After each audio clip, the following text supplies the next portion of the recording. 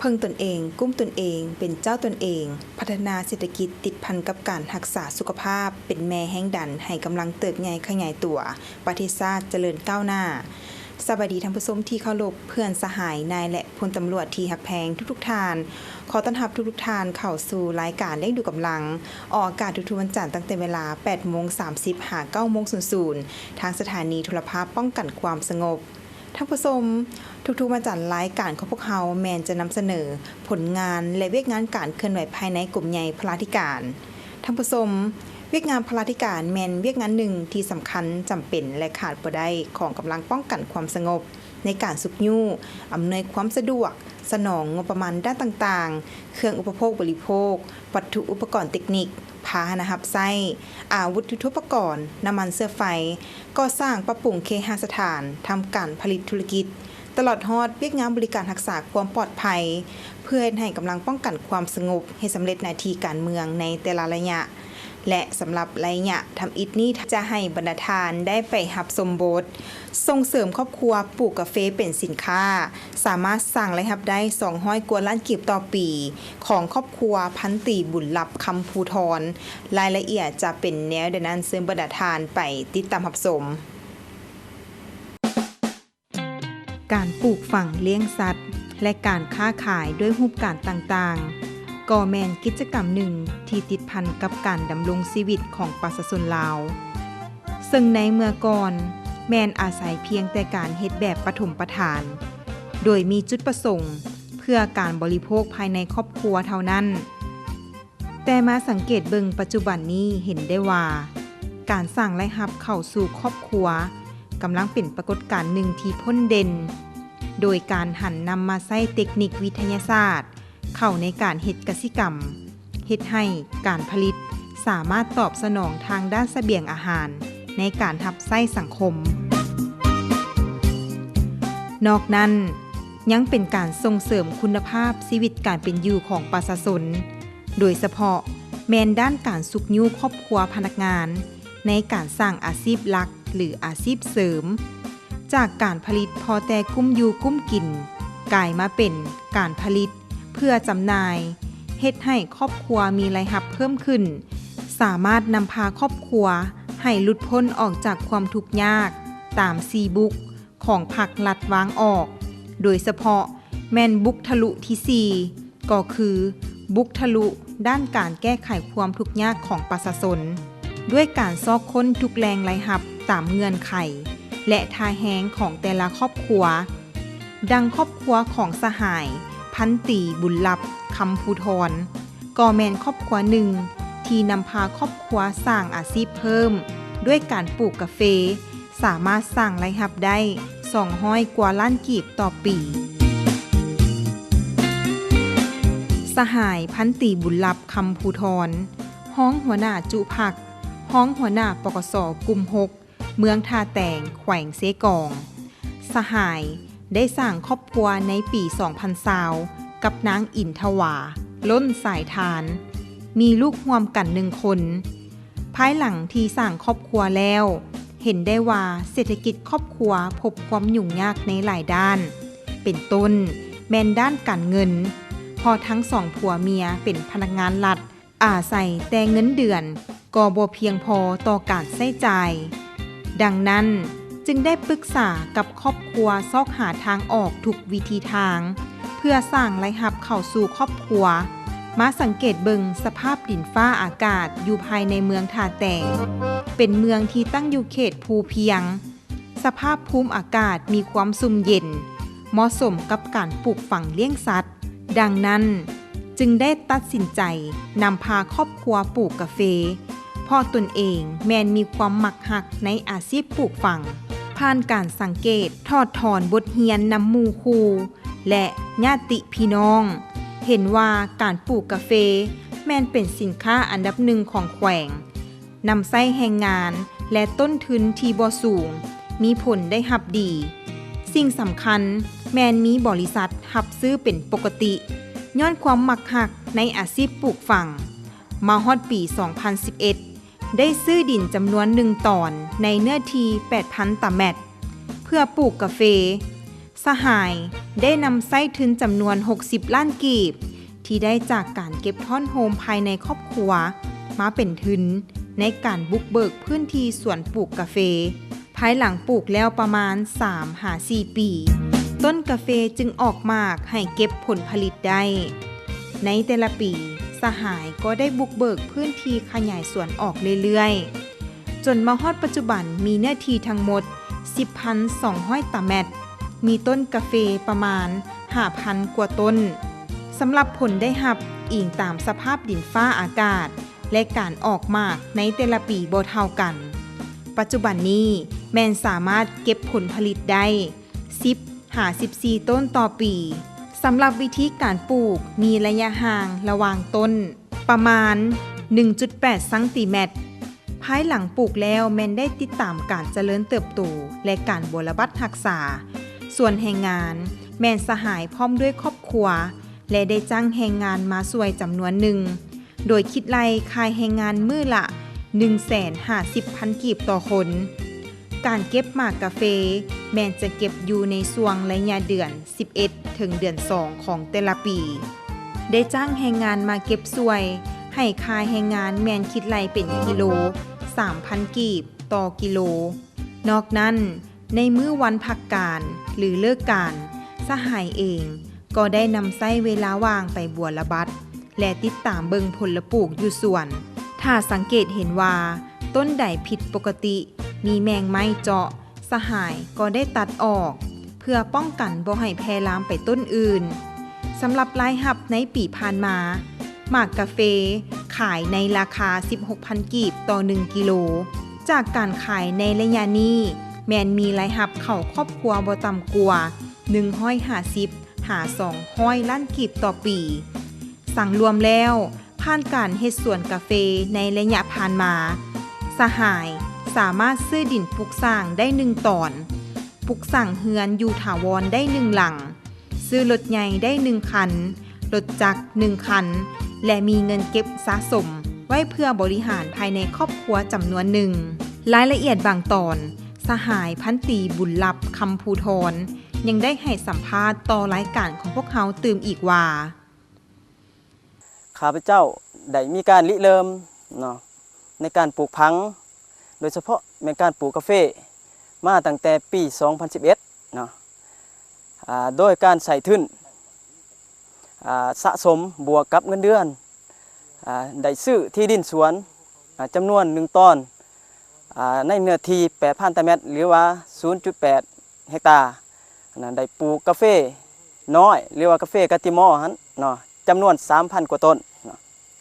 ภายหลังที่ข้าพเจ้าปลูกได้1ปีแล้วเนาะข้าพเจ้าก็ได้ถือไปค้นคว้าศึกษาเรียนต่อในระยะเวลา4ปีเนาะในช่วงที่ข้าพเจ้าบ่ได้อยู่ข้าพเจ้าก็ได้ฝากสวนกาแฟไว้กับคนหักแพงเนาะเบิ่งแย่งบำบัดรักษาและเก็บเกี่ยวผลผลิตในสัดส่วนข้าพเจ้าได้1ส่วนและผู้รักษาได้2ส่วนต้องมาถ่ายปี 2016 เนาะข้าพเจ้าก็ได้สำเร็จการศึกษาและข้าพเจ้าก็ได้สืบต่อบำบัดรักษาเก็บเกี่ยวผลผลิตเองเฉลี่ยในแต่ละปีระหว่างปี 2017 หา 2020 แมนประมาณ 4-5 ต้นต่อปีมาฮอดปี 2020 ข้าพเจ้าก็ได้มีการค้นคว้าปรึกษาหารือกับครอบครัวและมีความเห็นดีเป็นเอกภาพกันบุกเบิกทางตัดตอนสวนกาแฟเก่าที่มีอยู่แล้วเนาะในจำนวนเนื้อที่ 12,000 ตารางเมตรหรือว่า 1.2 เฮกตาร์เนาะรักษาเนาะเบี้ยของมันเพื่อให้มันขึ้นใหม่เนาะ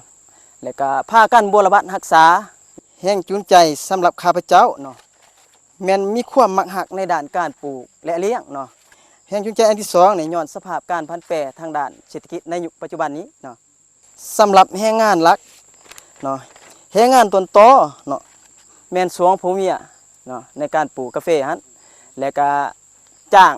แรงงานรายวันมาช่วยเติมอีกสำหรับการจ้างแรงงานรายวันนี้เนาะแม่นเฮาจ้างวัน 150,000 กีบต่อ1คนต่อวันก็สำหรับการบำบัดรักษาเป็นต้นเป็นการเสียหญ้าหรือว่าการตัดหญ้าในปีหนึ่งเฮาจะเสียหญ้าอยู่อย่างน้อยให้ได้1เทื่อต่อปีและใกล้จะฮอดฤดูเก็บเกี่ยวเนาะเฮาจะตัด อีกเท่านึงเนาะตัดหญ้าภายหลังเก็บเกี่ยวสำเร็จแล้วเนาะเฮากับปล่อยไปตามธรรมชาติและลิแหนงแต่งกิ่งเติมแล้วก็เฮาก็มาตัดหญ้าอีกเท่านึงเนาะในช่วงระหว่างเดือน5เดือน6หั่นสำหรับการเก็บเกี่ยวผลผลิตแล้วเนาะแม่นภายหลังที่พวกเฮาเก็บเกี่ยวผลผลิตเนาะอยู่สวนเนาะเป็นต้นฤดูกาลเดือน11สากลนะเป็นฤดูการเก็บเกี่ยวของหมากาแฟกะติมอหั่นเนาะเฮาได้จ้างให้งานรายวันเนาะเป็นต้นแม่นเฮาจ้างเป็นกิโลนึง 3,000 กีบเนาะต่อ1กิโลขายให้งานแล้วภายหลังเฮาเก็บเกี่ยวแล้วเนาะเฮาได้แก่เข้าจากสวนไปบ้านเนาะแล้วก็ขายกับแม่ค้าพ่อค้าคนกลางที่มาเก็บซื้อผลได้รับเนาะจากรายรับนี้เนาะได้อันที่1เนี่ยเนาะได้ซื้อที่ดินปลูกสร้างจำนวน1ตอนอันที่2ได้สร้างเฮือนวิลล่าถาวร1หลังพร้อมกำแพงหัวเนาะสำเร็จอันที่3มาเนี่ยก็ได้ซื้อรถจักร1คันอันที่4ก็ได้ซื้อรถใหญ่วิโก้จำนวน1คันเนาะและมีเงินเก็บเติมอีกจำนวนหนึ่งไว้ใส่ในยามจำเป็นเนาะสำหรับความแตกต่างนะถ้าสมเทียบในเมื่อก่อนกับปัจจุบันนี้ก็แม่นมีความแตกต่างหลายเนาะโดยเฉพาะการดำรงชีวิตอยู่ในสังคมแม่นดีขึ้นเนาะและมีทรัพย์สินเพิ่มสำหรับข้อสะดวกและข้อยุ่งยากเนาะสำหรับข้อสะดวกอันที่หนึ่งก็ย้อนภาครัฐเนาะเพิ่นได้ให้เปิดกว้างได้ให้โอกาสเนาะให้พนักงานได้มีโอกาสสร้างเศรษฐกิจครอบครัวเนาะข้อสะดวกอันที่2ก็ย้อนมีความสามัคคีภายในครอบครัวเนาะเอกภาพกันเนาะใส่เวลาว่างให้เกิดประโยชน์เนาะข้อสะดวกอันที่3นี้ก็ย้อนมีเทคโนโลยีที่ทันสมัยเนาะและการสื่อสารที่ว่องไวข้อสะดวกอันที่4นี้เนาะการทำการผลิตของเฮาเนาะภายหลังที่เก็บเกี่ยวแล้วก็มีตลาดห้องหับมาแล้วเนาะและเก็บซื้อในราคาที่ยุติธรรมสำหรับข้อยุ่งยากในยุ่งยากอันที่1เนาะก็คือด้านเวลาเนาะมีข้อจำกัดนะอันที่2นี้ก็แม่นพาหนะรับใช้เนาะในการทำการผลิตเนาะบางนาเวียก็ยังบ่ทันเพียงพอข้อยุ่งยากอันที่3นี้เนาะสภาพเส้นทางไปหาสวนนี่ยังยุ่งยากหลายยุ่งยากอันที่4เนาะสภาพเส้นทางเนาะจากที่อยู่อาศัยไปหาบ่อนทำการผลิตแม่นห่างไกลหลายกิโลเนาะสำหรับทิศทางแผนการนี้ข้าพเจ้าเนาะอันที่1นี่จะสืบต่อบัวระบัดรักษาสวนกาแฟที่มีอยู่แล้วเนาะให้ได้รับผลผลิตที่ดีขึ้นกว่าเก่าเนาะอันที่2นี่จะซอกชื่อที่ดินเติมอีกจำนวน1ตอนปลูกกาแฟน้อยเติมเนาะเพื่อเฮ็ดให้เศรษฐกิจชีวิตครอบครัวดีขึ้นนะดังคำเอาที่ว่าเนาะเพิ่งตนเองกลุ่มตนเองสร้างความเข้มแข็งโดยตนเองอีกเท่านึงเนาะสำหรับการสร้างเศรษฐกิจครอบครัวแม่นมีความจำเป็นหลายถ้าหากทานใดสหายใดเนาะมีทุนห้อนเนาะมีท่าแห้งบ่มซ้อนมีดินดอนเนาะในการทำการผลิตปลูกพังเลี้ยงสัตว์ก็คือการขายหรือกิจการใดๆก็ดีเนาะก็ขอฝากไว้เนาะสำหรับการสร้างเศรษฐกิจครอบครัวแม้นมีความจำเป็นหลายในสภาพแวดล้อมและยุคเศรษฐกิจชูมือนี้เนาะ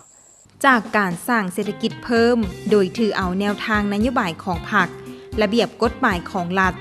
สร้างอาชีพเพิ่มให้กับครอบครัว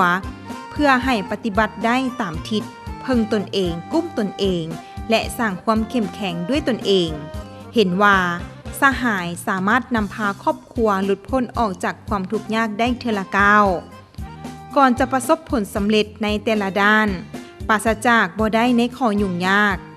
การปลูกฝังแม่นอิงตามสภาพดินฟ้าอากาศบางปีผลผลิตได้รับผลดีบางปีก็ได้น้อยเนื้อที่ในการปลูกฝังยังมีน้อยแรงงานบ่เพียงพอตามความต้องการและในต่อหน้าสหายยังจะได้สืบต่อบัวระบัดรักษาต้นกาแฟที่มีอยู่แล้วให้ได้รับผลหลายกว่าเก่าและซอกหาพื้นที่ที่มีความเหมาะสมเพื่อขยายสวนกาแฟตื่มอีกท่านพันโทคำสวัยบุตรดาพลคณะประจำพรรคเมืองหัวหน้ากองประชาการปกสเมืองท่าแตงในนามการจัดตั้งได้ยั่งยืนว่าข้าพเจ้าตั้งนายทางคณะพรรคคณะบัญชากองประชาการปกสเมืองขอยังยืนต่อครอบครัวสหายบุญหลับคำพูทอนหน้าที่ความรับผิดชอบก็เป็นห้องปกสกลุ่ม6เนาะแล้วเราเรื่องความรับผิดชอบหน้าที่เวียงงานวิศวกรในระยะผ่านมานี่สหายนี่ก็เป็นผู้หนึ่งแหละเป็นผู้ หาวหันปฏิบัติหน้าที่เวียกงานวิชาเฉพาะเรามีความเป็นแบบอย่างนั่นแหละนำพาไอ้น้องเขียนไว้เวียกงานวิชาเฉพาะก็ยังแข็งแห้งกันแหละเนาะแบบอยู่ในนี้นอกจากสหายนี่ได้ซุ้มสติเพื่อแห้งในหน้าที่เวียกงานวิชาเฉพาะนี่แหละสหายกันยังได้เอาเวลานอกวงการเนาะสร้างเศรษฐกิจครอบครัวและสหายนี่ก็เป็นก็เฮ็ดสวนกาแฟเป็นหลักเนาะสวนกาแฟเป็นหลักถือว่าผลได้รับในจากการเฮ็ดสวนและขายกาแฟนี่ก็ได้หลายร้อยล้านเนาะสามารถยังยืนได้ว่ากับพ้นทุกข์เนาะสหายบุญรับคำพูทอนนี่เนาะ ท่านผู้ชมที่ท่านได้รับชมไปแล้วนั้นแมนโบสส่งเสริมครอบครัวปลูกกาแฟเป็นสินค้าสามารถสร้างและรับได้200กว่าล้านกีบต่อปีของครอบครัวพันตีบุญรับคำพูทรที่ทางรายการของพวกเขาได้นำเสนอให้บรรดาทานได้รับชมกันมาฮอดนี้เวลาของทางรายการของพวกเขาก็ใกล้จะหมดลงแล้วขอขอบใจทุกๆท่านที่ให้เกียรติติดตามรับชมรายการของพวกเขาสำหรับมื้อนี้ข้าพเจ้าห้อยโทมณิดาลัทธฟ้าสว่างพร้อมด้วยทีมงานรายการเลี้ยงดูกำลังต้องละทานผู้ส่งไปก่อนสบายดี